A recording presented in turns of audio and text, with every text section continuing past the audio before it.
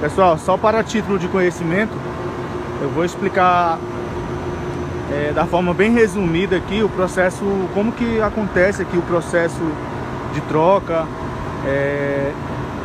da água, né, do fluido refrigerante, né, a água trocando o calor com o fluido refrigerante. Um processo bem rápido aqui, só mesmo para título de conhecimento, né, porque tem muitas pessoas que trabalham na área aí e eu não sei se elas sentem medo ou, sei lá, quando se depara com equipamento industrial, com equipamento de grande porte, por exemplo o chiller, ela se sente um pouco amedrontada, né? Talvez isso seria a palavra. Eu tô aqui no outro chiller, né?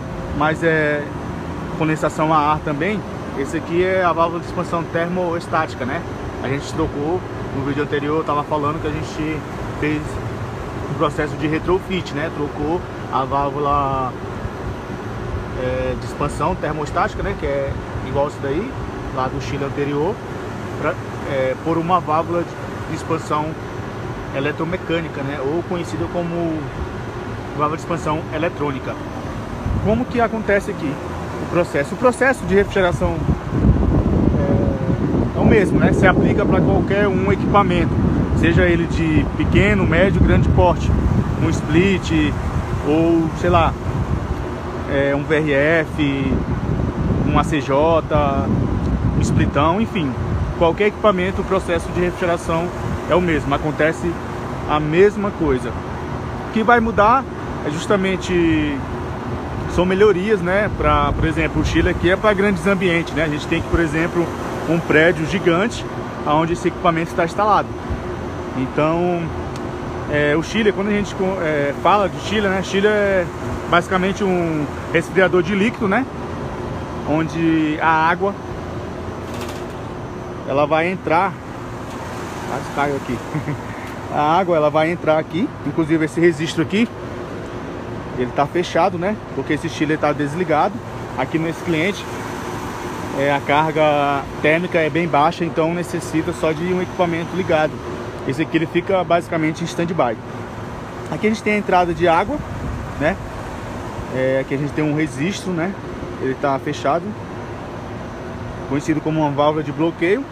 E essa válvula serve justamente para bloquear o fluxo da água.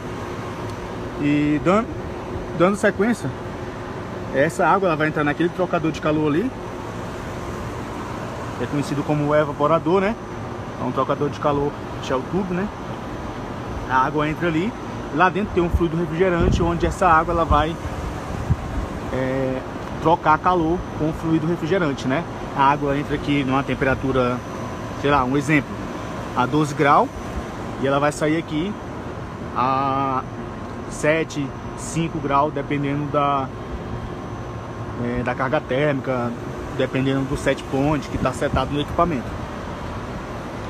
E aí a água entra aí, ela troca calor com o fluido refrigerante que está lá, né? E ela sai aqui numa temperatura mais baixa. E aí ela segue o fluxo. Aí a gente tem as bombas. Essa bomba é responsável por justamente fazer o deslocamento dessa água, né? Onde a água entra com a temperatura ambiente e sai com a temperatura mais baixa. Essas bombas, ela vai fazer o deslocamento dessa água com a baixa temperatura lá para a casa de máquina, onde está justamente os fan coil. Os fan coil é outra explicação depois, mas é basicamente um evaporador também, onde troca calor com o ambiente que vai ser refrigerado. Esse chiller é um chiller de condensação a ar, né? A gente está vendo aqui o condensador em cima, e esse condensador ele tem ventiladores, né? Onde vai fazer justamente a condensação.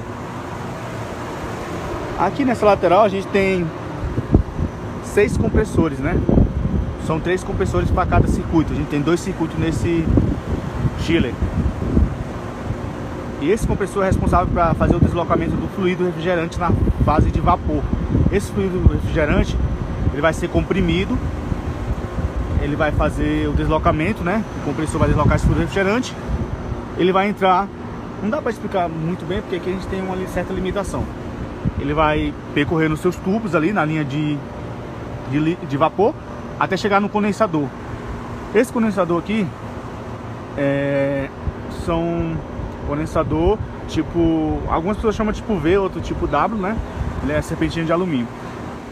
E aí, o fluido refrigerante que está na fase de vapor, ele vai condensar, ele vai sair da fase de vapor, vai se tornar líquido justamente por conta desse ventilador que está soprando, está succionando o ar ambiente, entra aqui forçadamente uma temperatura ambiente e sai lá em cima com a temperatura mais quente.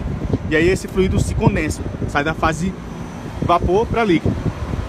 Esse fluido refrigerante vem, sai aqui nesse tubo, passa pelo filtro secador, vem aqui, tem uma válvula solenoide aqui, desce, passa pelo visor de líquido e chega aqui na válvula de expansão líquido, 100% líquido.